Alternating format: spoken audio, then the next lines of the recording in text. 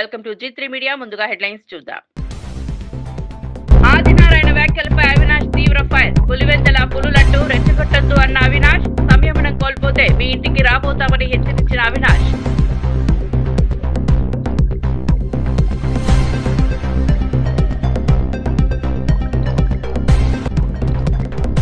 Parakamani case న్యాయపరంగా సాక్ష్యాల పరిశీలన కోరిన వర్లరామయ్య 27 ప్రతిపాదనలు సమర్పిస్తూ నిక్షేపపాత విచారణ కోరుతూ బాధ్యులపై కఠిన చర్యలు తప్పవని వర్లరామయ్య వినతి పత్రం. కేసును రాజకీయ రంగంలోకి లాగుందని వర్లరామయ్య డిమాండ్. మేడారంలో అభివృద్ధి పనులు, జాతరకు విన్యాసంగా రోడ్లు, నీరు, పారిశుద్ధ్యం సిద్ధం చేస్తామన్న పొంగులేటి. భక్తులు అసౌకర్యం రాకుండా అధికారులు సంయమనం చేస్తారన్న మంత్రి. మేడారం చరిత్రగా నిలవాలని పనుల నాణ్యతకు ప్రత్యేక ఆదేశాలు. దేవునిపై రాజకీయాలు చేయవద్దని సీతక్క కఠిన హెచ్చరిక. భక్తుల విశ్వాసాన్ని దెబ్బతీస్తే తీవ్ర చర్యలు తప్పవన్న సీతక్క. ప్రతిపక్షం కార్యకలాపాలు ప్రజాభావాలకు హానికరంగా మారవద్దని మంత్రి సందేశం. ఇక వార్త వివరాల్లోకి వెళ్తే, పులివెందులలో బీజేపీ ఎమ్మెల్యే ఆదినారాయణ రెడ్డి వ్యాఖ్యలపై వైఎస్ అవినాష్ రెడ్డి తీవ్ర ఆగ్రహం వ్యక్తం చేశారు. ఆదినారాయణ రెడ్డి సోదినారాయణ రెడ్డి గురించి మాట్లాడే అవసరమా అని ప్రశ్నించారు. పులివెందుల పులులు అంటూ రెచ్చగొట్టే ప్రయత్నం చేస్తున్నారని ఆరోపించారు. మా వాళ్ళు సంయమనం కోల్పోతే నీ ఇంటికే వచ్చి కూర్చుంటారని హెచ్చరించారు. రాజకీయాలలో సంయమనం అవసరమని, చర్యలకు దూరంగా ఉండాలని సూచించారు. ఈ వ్యాఖ్యలతో వైఎస్ఆర్ జిల్లా రాజకీయాలు వేడెక్కాయి. ఆదినారాయణ రెడ్డి, సోదినారాయణ రెడ్డి వీళ్ళ గురించి అవసరమా మనకు? సోదినారాయణ రెడ్డి, ఆదినారాయణ రెడ్డి మనకు అవసరమా? ఒకటే ఆలోచించండి. మొన్న ఆయన మాట్లాడింది చూసిన నేను కూడా. పులివెందుల వాళ్ళందరినీ రెచ్చగొడతాడు. ఏం పులివెందుల పులులంట ఏం బీగుతారని చెప్పి మాట్లాడుతున్నాడు ఆయన. మా వాళ్ళందరూ సంయమనంగా ఉండారు కాబట్టి నువ్వు అంత స్వయం కూతలు కూర్చుండవు. ఆ వాళ్ళు సంయమనం కోల్పోతే నువ్వు అడిగినారే యాడుండారు ఏం చేస్తుండ్రని నీ ఇంట్లోకి వచ్చి కూర్చుంటారు. మర్యాదగా మాట్లాడమని చెప్పి ఆదినారాయణ రెడ్డికి హితువు పలుకుతా ఉన్నాం. ప్రముఖ నటుడు ప్రకాష్ రాజ్ సిఐడి ముందు హాజరై స్పందించారు. తాను ఎప్పుడు యువతకు మేలు జరగాలని కోరుకుంటారని, ఏ పార్టీ కోసం కాదని అన్నారు. గేమ్ అనుకొని ప్రమోట్ చేశారని తెలిపారు. యువత మంచి పనులు చేయాలని, సమాజానికి ఉపయోగపడే మార్గంలో నడవాలని సూచించారు. తనపై వచ్చిన నిరాధార ఆరోపణలను సత్యం వెలుగులోకి వస్తుందని నమ్మకం వ్యక్తం చేశారు. రాజకీయంగా దాడులు చేయడం తప్పని, తాను న్యాయబద్ధంగా. సార్వజనికులు ఒకరు కంప్లైంట్ చేశారు మన పేర్లన్నీ చెప్పి. సో దాని గురించి పిలిచారు అండ్ వెళ్ళి మాట్లాడాను. 2017లో ఇక్కడ బ్యాన్ అయ్యింది. 2016లో ఇంకా బెట్టింగ్ స్టార్ట్ అవ్వలేదండి. ఆ యాప్ ఒక గేమ్ అనుకుని మేము చేసామండి. ఆ తర్వాత తెలిసింది బెట్టింగ్ యాప్ ఈజ్ రాంగ్, అందువల్ల నేను కంటిన్యూ చేయలేదు. ఆ డీటెయిల్స్ ఇచ్చాను. ఆ తర్వాత ఏదైనా చేశారా, వేరే కంపెనీస్ ఏదైనా చేశారంటే లేదండి అని చెప్పాను. అంతే. బ్యాంక్ స్టేట్మెంట్స్ని అప్పుడే ఇచ్చాము, అందులో ఏమీ లేదని తెలిసింది. బట్ ఒకటి మా మాధ్యమం మూలంగా చెప్తున్నది, ఏదో అది కొందరు పెద్దవాళ్ళు చేశారు, వాళ్ళు చేశారు రూల్స్ అని కాదు. Betting app is wrong. Okay, అది చాలా యంగ్స్టర్స్ జీవితాలు పాడైపోతున్నాయి. 2016లో మనకు తెలియదు అది ఇంకా యాప్గా ఉంది, ఇంకా బెట్టింగ్ స్టార్ట్ అవ్వలేదు. బట్ ఎప్పుడైతే బెట్టింగ్ స్టార్ట్ అయ్యి అది బ్యాన్ అయిందో, యంగ్స్టర్స్కి నేను ఈ మూలంగా చెప్పేది ఒకటే, అంటే నేను బెట్టింగ్ యాప్ డబ్బులు పెట్టి చేయమని నేను యాడ్ చేయలేదని చెప్పడం చాలా ఈజీ. అలా కాదు. అది తెలిసి చేసినా తెలియక చేసినా తప్పే. యంగ్స్టర్స్ ప్రజలు అర్థం చేసుకోవాలి. మనం కష్టపడదాం, కష్టపడి సంపాదిస్తాం. ఇలాంటి ఎమ్మెల్సీ బొత్స సత్యనారాయణ ప్రభుత్వం ప్రజల ఆరోగ్యం పట్ల మరింత దృష్టి పెట్టాలంటూ వ్యాఖ్యానించారు. తనకైనా చంద్రబాబుకైనా ఆరోగ్యం బాగోలేకపోతే ప్రైవేట్ ఆసుపత్రులకు వెళ్లే అవకాశం ఉందని, కానీ సామాన్యుడి పరిస్థితి ఎలా ఉంటుందో ఆలోచించాలన్నారు. ప్రభుత్వ ఆసుపత్రుల్లో సదుపాయాలు మెరుగుపరచడం అత్యవసరమని స్పష్టం చేశారు. వైద్య రంగంలో ఉన్న లోపాలను గుర్తించి త్వరితగతిన పరిష్కరించాలని సూచించారు. పేదలకు నాణ్యమైన వైద్య సేవలు అందేలా చర్యలు తీసుకుంటామని తెలిపారు. చేసుకోవాల్సిన పరిస్థితి ఇవాళ వస్తుంది, కానీ దాన్ని ప్రైవేట్ పరం చేస్తే నష్టం ఎవరికి వస్తుంది? సామాన్యుడికి వస్తుంది. డబ్బున్న వాడు పర్వాలే ఎక్కడైనా వైద్యం చేసుకుంటాడు. డబ్బున్నవాడికి పర్వాలే ఎక్కడికైనా వెళ్ళి చేసుకుంటాడు. కానీ సామాన్యుడి పరిస్థితి అనేది ఆలోచన అడుగుతున్నాం. చూడగా చంద్రబాబుని అడుగుతున్నాం. నీకైతే నీకు కానీ, నీ కుటుంబ సభ్యునికి కానీ, నాకు కానీ, నా కుటుంబ సభ్యునికి కానీ వస్తే మనకు వచ్చి భగవంతుడి అవకాశంతో మనం వచ్చి చేసుకుంటాం. కానీ సామాన్యుడు ఎక్కడ చేసుకుంటాడు వైద్యుడు అని అడుగుతున్నాం. ఏ రకంగా చేస్తామని అడుగుతున్నాం. ఇవాళ విశాఖపట్నంలో ఇవాళ లేదు, శ్రీకాకుళంలో మెడికల్ కళాశాలలు ఉన్నాయి, ప్రైవేట్ మెడికల్ కళాశాలలు. విజయనగరంలో నిమ్స్ ఉంది, విశాఖపట్నంలో వచ్చి గీతం ఉంది, లేదు అక్కడ వచ్చి మీకు ఇంకొకటి ఉంది, కిమ్స్ హాస్పిటల్ ఉంది శ్రీకాకుళంలో ఉంది, జెమ్స్ ఉంది. అక్కడికి వెళ్ళమని సామాన్యులు ఎవరైనా సరే సామాన్యులు వచ్చి వైద్యం వచ్చి ఉచితంగా చేస్తారు, అడగండి. అంతేగాని కేజీహెచ్కి పరకామణి కేసులో నిజాలు వెలుగులోకి రావాలని కోరుతూ టీడీపీ సీనియర్ నేత వల్లరామయ్య సిఐడి చీఫ్ కు వినతి పత్రం సమర్పించారు. మొత్తం 27 ప్రతిపాదనలు ఇందులో పొందుపరిచారు. బాధ్యులు ఎంతటి వారైనా కఠిన శిక్షలకు గురి కావాలని డిమాండ్ చేశారు. భూమన కరుణాకర్ రెడ్డికి ఈ వ్యవహారం తెలియకుండానే జరిగిందా అని ప్రశ్నించారు. భూమన నిజాలు బయటపెట్టడానికి భయపడుతున్నారని వ్యాఖ్యానించారు. ఆస్తులు, బాధ్యతలు, ఫిర్యాదులు సహా ప్రతి అంశాన్ని నిక్షిప్తపాతంగా పరిశీలించాలని కోరారు. పరకామణి కేసును రాజకీయ రంగంలోకి లాగకూడదని, ప్రజల విశ్వాసాన్ని కాపాడేలా దర్యాప్తు జరగాలని స్పష్టం చేశారు. ఈ వినతి పత్రం సమర్పణతో కేసుపై మరోసారి చర్చ రేగింది. హైందవులందరికీ ఆధ్యాత్మిక అదృష్టమో దురదృష్టమో జగన్మోహన్ రెడ్డి గారు ముఖ్యమంత్రి అయ్యారు. ఆనాటి నుంచి ఈ ధర్మక్షేత్రం ఒక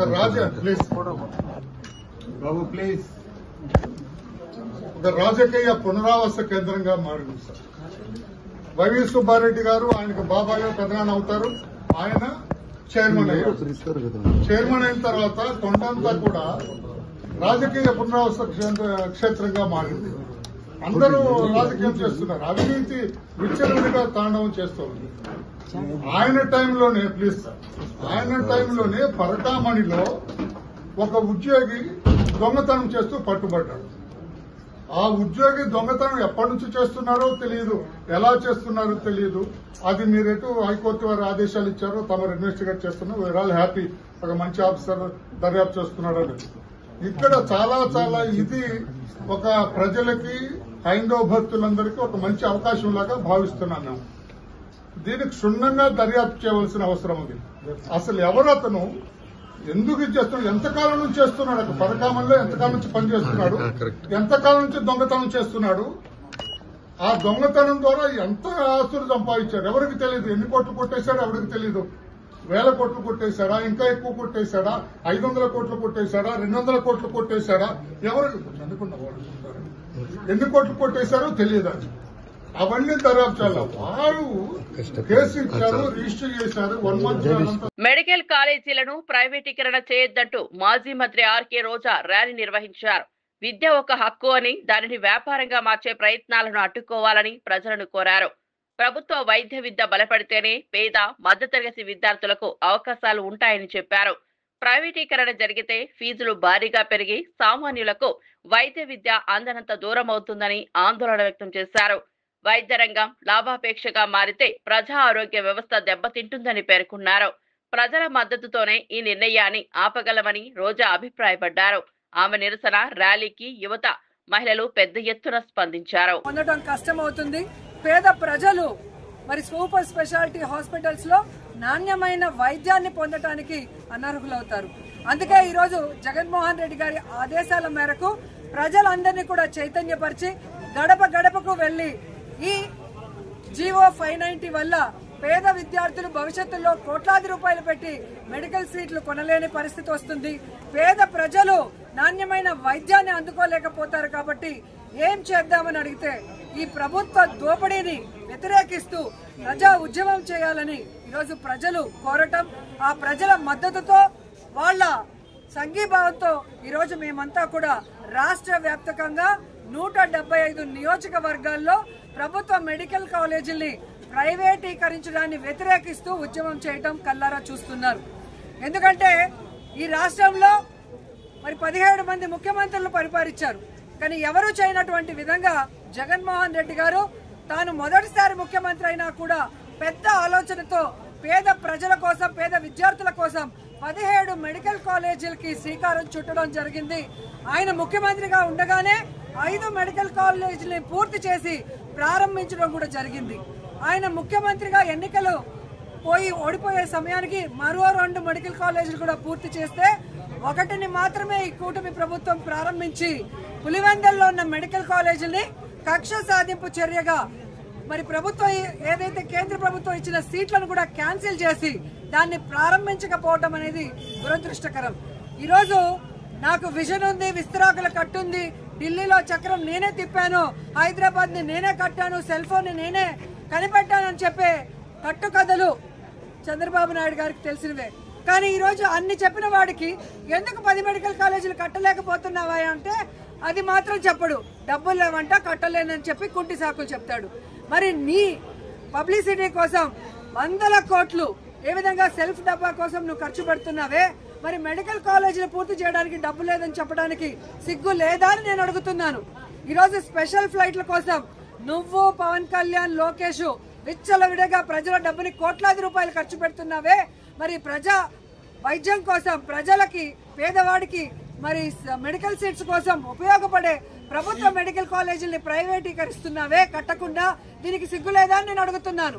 ఈరోజు మీ ఇళ్ల కోసం, మీరుండే గెస్ట్ హౌస్ల కోసం, మీ షోకుల కోసం కోట్లాది రూపాయలు వెచ్చిస్తున్నారే, మరి పేదవాళ్ళకి వెచ్చించాల్సిన ఈ ప్రభుత్వ మెడికల్ వెంకన్న భక్తుల మనోభావాలను దెబ్బతీసేలా కల్తీ నెయ్యి, వైసీపీ ముఠ కఠిన శిక్షలకు గురి కావాలని మాజీ మంత్రి దేవినేని ఉమామహేశ్వరరావు డిమాండ్ చేశారు. అమరావతిలోని ఎన్టీఆర్ భవన్ లో మీడియా సమావేశం నిర్వహించిన ఆయన ఇది సాధారణ తప్పు కాదని, భక్తుల విశ్వాసాన్ని అవమానపరిచే చర్య అని పేర్కొన్నారు. ఆలయాలకు పంపే ప్రతి వస్తువు గౌరవప్రదం కావాలని, నాణ్యతపై ఎలాంటి రాజీ పడకూడదని చెప్పారు. ఈ ఘటన వెనక ఉన్న వారికి రాజకీయ ఆశ్రయం ఇవ్వకూడదని, సరైన దర్యాప్తుతో నిజాలు వెలికి తీయాలని ప్రభుత్వాన్ని కోరారు. భక్తుల భావాల్ని ఇలా దెబ్బతీస్తే ప్రజలు సమాధానం కోరతానని హెచ్చరించారు. కరుణాకర్ రెడ్డి ఇవన్నీ కూడా సిట్టు ముందు సమాధానాలు చెప్పాలా? కల్తీ నెయ్యి కేసులో వైవి సుబ్బారెడ్డికి కూడా నోటీసులు. ఎవరండి వైవి సుబ్బారెడ్డి? వైఎస్ రాజశేఖర రెడ్డి గారికి తోడలుడు. 5 ఏళ్ళు ఆ పరిపాలనలో హైదరాబాదు మహానగరంలో 100 కోట్ల విలువైన ప్రభుత్వ స్థలాలు, హౌసింగ్ బోర్డు స్థలాలన్నీ కూడా కొట్టేసిన దాంట్లో సిబిఐ ఈడీ కేసులో ముద్దాయి. మళ్ళీ చెప్తే వాళ్ళ తాబేదారులంతా బోకరిస్తారు. తాడేపల్లి ప్యాలెస్కి చెప్తున్నా, CC number 12000026 CBI case, Hyderabad CBI court complex. విచారణ 11 ఏళ్ల నుంచి జరుగుతూ ఉంది. మళ్ళీ ఈ పెద్ద మనిషి ముసుగులో ఉన్న సిబిఐ ఈడీ కేసులో ముద్దాయి ఈ వైవి సుబ్బారెడ్డి వైసీపీ పార్టీకి జోనల్ ఇన్ఛార్జిగా పనిచేశాడు మొన్న ఎన్నికల్లో. ఇవాళ రీజనల్ కోఆర్డినేటర్గా ఎన్టీఆర్ జిల్లాకి, కృష్ణా జిల్లాకు పనిచేస్తున్నాడు. రేపు 29 అభ్యర్థులు నిలబెట్టేది కూడా జగన్మోహన్ రెడ్డి సలహాదారుడు ఈయనే. ఇటువంటి ఎదవలంతా కలిసి సిబిఐ కేసు ఎప్పుడైతే టీటీడీ చైర్మన్గా ఉన్నాడో ఈ పాపాల ఫలితం ఆ జగన్ అక్రమార్కుల ఆస్తుల కేసు ఏదైతే నేను 2014 చెప్పానో సీసీ నెంబర్, ఇప్పుడు A6 ముద్దాయిగా ఉన్నాడు సిబిఐ కేసులో. ఎప్పుడైతే టీటీడీ చైర్మన్గా ఈ ప్రబుద్ధుడికి జగన్మోహన్ మేడారంలో జరుగుతున్న అభివృద్ధి కార్యక్రమాలను నిర్ణయించిన గడువులోపే పూర్తి చేస్తామని మంత్రి పొంగులేటి శ్రీనివాసరెడ్డి హామీ ఇచ్చారు. తెలంగాణలో పండుగలకు ప్రత్యేకంగా మేడారం జాతరకు భారీ స్థాయిలో వచ్చే జన సంద్రోహాన్ని దృష్టిలో పెట్టుకుని అన్ని విభాగాలు సమన్వయంతో పనిచేస్తున్నాయని తెలిపారు. రోడ్లు, త్రాగునీరు, పారిశుద్ధ్యం, విద్యుత్ వంటి మౌలిక వస్తువుల ఏర్పాట్లో విభాగాల పనితీరును సమీక్షిస్తున్నట్టు చెప్పారు. భక్తులకు అసౌకర్యం కలగకుండా ప్రతి పనిని నాణ్యతతో వేగంగా పూర్తి చేస్తామని పేర్కొన్నారు. మేడారాన్ని చరిత్రలో నిలిచిపోయేలా తీర్చిదిద్దడమే ప్రభుత్వ లక్ష్యమని స్పష్టం చేశారు. ఒక అధునాతనంగా గిరిజన సాంప్రదాయబద్ధంగా అభివృద్ధి చేయాలని రాష్ట్ర ప్రభుత్వం గౌరవ ముఖ్యమంత్రి గారి సూచనలతో ఈ కార్యక్రమాన్ని చేపట్టి వడివడిగా ఒక 25 రోజుల క్రితం మొదలెట్టి ఈ కార్యక్రమాలు ఇక్కడ జరుగుతున్నాయి. దీని మీద పూర్తిగా విశ్లేషించి రివ్యూ చేసి రైట్ టైంలో ఈ సమ్మక్క సారలమ్మకు సంబంధించిన భక్తులకి ఎక్కడా అసౌకర్యానికి గురి కాకుండా ఉండే విధంగా ఈ కార్యక్రమం పూర్తిగా కంప్లీట్ చేయటానికి ప్రణాళికని గతంలో తయారు చేసుకున్న దాంట్లో ఎంతవరకు వచ్చింది అనేది రివ్యూ చేసుకోవటం జరిగింది.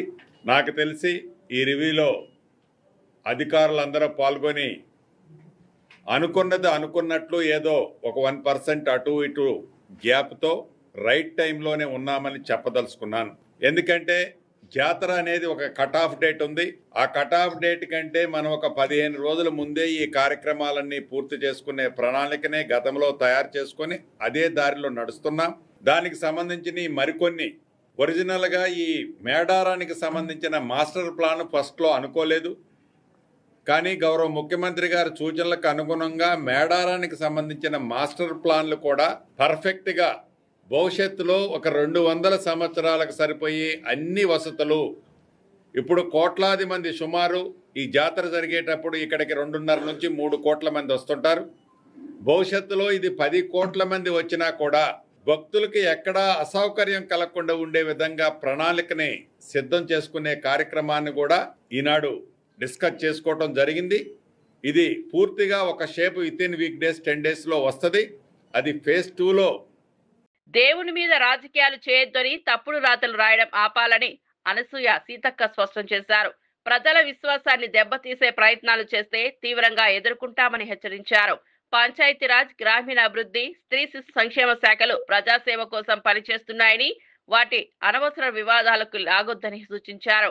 దేవాలయాల గౌరవాన్ని కాపాడడం అందరి బాధ్యత అని చెప్పారు. భక్తుల భావాలను దెబ్బతీసే ప్రచారాలను వ్యాప్తి చేయాలని ఎంత ప్రయత్నించినా ప్రజలు నమ్మరని ఆమె పేర్కొన్నారు. గ్రామీణ అభివృద్ధి కార్యక్రమాలు వేగంగా కొనసాగుతున్నాయని, ప్రతి నిర్ణయం పారదర్శకంగా తీసుకుంటామని సీతక్క స్పష్టం చేశారు. కాకుండా ఇక్కడ జరిగేటువంటి పనులలో సమ్మక్క సారలమ్మ విశ్వాసం కానీ, ఆదివాసీల అస్తిత్వం కానీ, ఆత్మగౌరవం కానీ, భక్తుల యొక్క కోరికలు కొంగు బంగారంలా తీర్చే తల్లుల యొక్క ఘనకీర్తి ప్రపంచానికి 10 తరాలకు ఉండాలన్నటువంటి లక్ష్యంతో మేము పనిచేయడం జరుగుతూ ఉంది. కాబట్టి అందరూ సహకరించాలని మేము కోరుతా ఉన్నాం. సేమ్ టైంలో అధికారులకు కూడా ఎప్పటికప్పుడు సూచనలు చేస్తూ, సలహాలు ఇస్తూ, మరి మేము పెట్టుకున్నటువంటి 90 రోజుల మిషన్ లాగా ఈ యొక్క వర్క్ జరుగుతూ ఉంది. అక్కడ కొంతమందికి ఇప్పుడు ఏం షేప్ కనపడకపోవచ్చు. దానికి సంబంధించిన ఐటమ్స్ రకరకాల చోట్లలో ఆర్డర్స్ ఇచ్చి అవి తెప్పించి పెట్టడం జరుగుతుంది. కాబట్టి దయచేసి ప్రతిపక్షాలు కానీ, కొన్ని పత్రికలు కానీ దేవునికి సంబంధించింది సమ్మక్క సారలమ్మ చాలా పవర్ఫుల్, అది చాలామందికి తెలుసు. కాబట్టి దేవుని మీద రాజకీయాలు వద్దు, తప్పుడు వార్తలు వద్దు. వాస్తవాలను రాయండి, వాస్తవాలను మాకు చూపించండి లేదా చెప్పండి. అందరం కలిసి యొక్క ప్రాంతం యొక్క గొప్పతనాన్ని చూపిద్దాం. కొంతమంది గతంలో మేము మా పంచాయతీరాజ్ నుంచి అప్పటికి మేము మాస్టర్ ప్లాన్ లేదు, ఒక 3 కోట్లతోటి మేము షెడ్ వేయాలని డిసైడ్ చేసినాం. ఆ షెడ్ కేవలం తీసుకొచ్చి ఫిట్ చేసినాం. అది 3 కోట్లు కాదు, కేవలం 50 లక్షల లోపు వర్క్ స్టార్ట్ అయింది. ఈ లోపు మాకు మాస్టర్ ప్లాన్ వచ్చింది. దాన్ని తీసి మళ్ళీ కాడ పెడుతున్నాం. దానికి తీయడానికి పెట్టడానికి మాత్రమే, అందులో వేరే రూపాయి. సమ్మక్క సారాలమ్మ గుడిని చరిత్రలో నిలిచిపోయే విధంగా అభివృద్ధి చేస్తామని మంత్రి కొండా సురేఖ తెలిపారు. అటవీ, పర్యావరణ, దేవాదాయ శాఖల సమన్వయంతో పనులు జరుపుతున్నామని చెప్పారు. భక్తులకు మెరుగైన సదుపాయాలు కల్పించేందుకు అవసరమైన మౌలిక వస్తువుల పనులను వేగవంతం చేస్తున్నట్లు వెల్లడించారు. జాతర సమయంలో భారీగా వచ్చే భక్తులను దృష్టిలో పెట్టుకుని రవాణా, నీటి సరఫరా, పారిశుద్ధ్యం వంటి అంశాల్లో ప్రత్యేక ప్రణాళికలు సిద్ధం చేస్తున్నట్లు వివరించారు. ఆలయ అభివృద్ధి రాజకీయాలకు అతీతమని, ఇది ప్రజల విశ్వాసానికి సంబంధించిన విషయం కావడంతో అత్యున్నత ప్రాధాన్యతనిస్తామన్నారు. పర్యావరణానికి హాని కలగకుండా పనులు జరిపేందుకు స్పష్టమైన మార్గదర్శకాలను అమలు చేస్తున్నట్లు చెప్పారు. పనులేంటి, మరి ఏ టైం వరకు చెయ్యాలి, మళ్ళీ మేము ఏ రోజు విజిట్కి వస్తామో, డిపిఆర్ ఉందో ఆ సీఎం గారి ముందు పెట్టి మళ్ళీ వారి దగ్గర ఏమన్నా సలహాలు సూచనలు ఉంటే, మార్పులు చేర్పులు ఉంటే కూడా ముందే తీసుకొని కన్స్ట్రక్షన్కు ముందే అవి కూడా అమలు చేసే దిశగా మరి ముందుకు వెళ్ళాలని ఈరోజు మీటింగ్లో నిర్ణయం తీసుకోవడం జరిగింది. ఇది ఎవరి ఇంటికి సంబంధించిన పండుగ కాదు, ఇది మన రాష్ట్రానికి, రాష్ట్ర పేరుకు, ప్రగతికి సంబంధించినటువంటి, గిరిజనులకు సంబంధించినటువంటి ఒక ప్రముఖమైనటువంటి పండుగ. ఈ పండుగను మరి దశాబ్దాల కాలంగా చేస్తున్నా కూడా అభివృద్ధి అనేది ఇక్కడ ఎప్పుడు కూడా ఎవరు చేయలేదు. కానీ మన ముఖ్యమంత్రి గారు వారు ప్రత్యేకంగా దర్శించి దీన్ని ఒక అంటే మంచి ఒక షేప్ తీసుకురావాలి ఈ యొక్క టెంపుల్కి. మళ్ళీ ఎన్ని దశాబ్దాల తర్వాత మళ్ళీ వస్తారో ఎవరు వస్తారో తెలియదు. కానీ ఈరోజు రేవంత్ రెడ్డి గారి నాయకత్వంలో మాత్రం ఈ యొక్క సమ్మక్క సారలమ్మ గుడి కన్స్ట్రక్షన్ అయిన తర్వాత ఇది మాత్రం చరిత్రలో నిలిచిపోతుందని చెప్పి నేను ఖచ్చితంగా చెప్పగలను. మరి ముఖ్యంగా ఒక మన రాష్ట్రానికే కాకుండా చుట్టుపక్కల రాష్ట్రాల నుంచి కూడా లక్షలాది మంది వస్తారు. ప్రతిసారి కూడా మేము దీన్ని జాతీయ జాతరగా గుర్తించాలని కోరుతా ఉన్నాము. మరి ఈసారి కూడా మేము అదే కోరుతా ఉన్నాము. కిషన్ రెడ్డి గారు ఉన్నారు, బండి సంజయ్ గారు ఉన్నారు, తెలంగాణ బిడ్డలు. చేపల ఉత్పత్తి కేంద్రాల ఏర్పాటును ప్రోత్సహించేందుకు యువతకు ప్రభుత్వం భారీ రాయితీలు అందిస్తున్నట్లు మంత్రి జూపల్లి కృష్ణారావు ప్రకటించారు. పల్లె పల్లెకు ఆదాయం పెరిగేలా మత్స్య రంగాన్ని బలపరచడం లక్ష్యంగా చర్యలు తీసుకుంటున్నామని తెలిపారు. చేపల పెంపకం, ఉత్పత్తి కేంద్రాల స్థాపన, మార్కెటింగ్ సదుపాయాల కోసం ప్రత్యేక పథకాలు అమలులో ఉన్నాయని చెప్పారు. యువత ఈ రంగంలోకి ముందుకు వస్తే స్థిరమైన ఆదాయం పొందే అవకాశాలు ఎక్కువగా ఉంటాయని సూచించారు. ప్రభుత్వ ప్రోత్సాహంతో మత్స్య రంగం అభివృద్ధి చెందితే గ్రామీణ ఆర్థిక వ్యవస్థ బలోపేతం అవుతుందని పేర్కొన్నారు. శిక్షణ కార్యక్రమాలు, రుణ సౌకర్యాలు, సబ్సిడీలు సహా అనేక ప్రయోజనాలు అందుబాటులో ఉన్నాయని వివరించారు. యువత ఈ అవకాశాలను సద్వినియోగం చేసుకోవాలని పిలుపునిచ్చారు. ఇప్పుడు ఒక అవకాశం కాబట్టి ఎక్కడి నుంచో దూర ప్రాంతాల నుంచి, ఎక్కడి నుంచో ఇతర రాష్ట్రాల నుంచి సీడ్ తెచ్చే బదులు ఔత్సాహిక నిరుద్యోగ యువకులు ఎక్కడ ఉంటారో వాళ్ళు ఈ చేపల ఉత్పత్తి కేంద్రాన్ని ప్రారంభం చేసుకుంటే, అంటే ఎట్లయితే పౌల్ట్రీ ఫామ్ చేస్తారో ఈ ఫిష్ కి సంబంధించి కూడా అదే ప్రకారం చేసుకుంటే ప్రభుత్వం నుంచి సబ్సిడీ ఉంది. 40% సబ్సిడీ ఉంది, 60% సబ్సిడీ ఉంది. సో ఇది కూడా కొంత ఉపాధి పనికి వస్తుంది. ఒకటి. రెండోది గంగపుత్ర సోదరులకు మంచి క్వాలిటీ సీడ్ దొరుకుతుంది, నంబర్ కూడా కరెక్ట్ ఉంటుంది.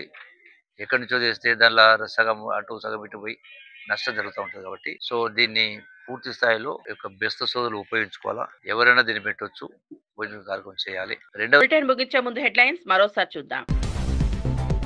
ఆదినారాయణ వ్యాఖ్యలపై అవినాష్ తీవ్ర ఫైర్. పులివెందుల పులులంటూ రెచ్చగొట్టొద్దు అన్న అవినాష్, సంయమనం కోల్పోతే మీ ఇంటికి రాబోతామని హెచ్చరించిన అవినాష్.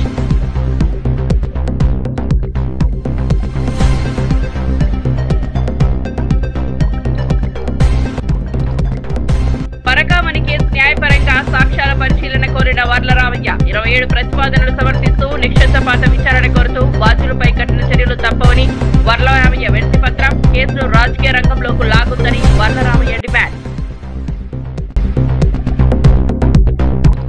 మేడారంలో అభివృద్ధి పనులు, జాతరకు విన్యాసంగా రోడ్లు, నీరు, పారిశుద్ధ్యం సిద్ధం చేస్తామన్న పొంగులేటి. భక్తులు అసౌకర్యం రాకుండా అధికారులు సంయమనం చేస్తారన్న మంత్రి. మేడారం చరిత్రగా నిలవాలని పనుల నాణ్యతకు ప్రత్యేక ఆదేశాలు. దేవునిపై రాజకీయాలు చేయవద్దని సీతక్క కఠిన హెచ్చరిక. భక్తుల విశ్వాసాన్ని దెబ్బతీస్తే తీవ్ర చర్యలు తప్పవన్న సీతక్క. ప్రతిపక్షం కార్యకలాపాలు ప్రజాభావాలకు హానికరంగా మారవద్దని మంత్రి సందేశం. మరిన్ని అప్డేట్స్ కోసం చూస్తూనే ఉండండి G3 మీడియా.